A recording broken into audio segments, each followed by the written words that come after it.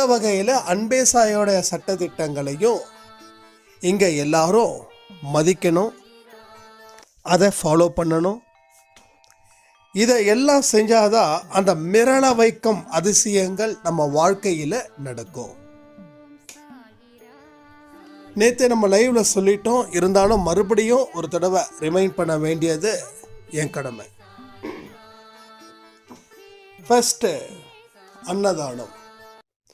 மாசத்துல முதல் நாள் அன்னதானம் கண்டிப்பா செஞ்சே ஆகணும். யாரும் கிடைக்கல அப்படின்னு நினைக்காதீங்க, கண்டிப்பா கிடைப்பாங்க. யாராவது ஒருவருக்கு சாப்பாடை கண்டிப்பா நீங்க வழங்கணும்.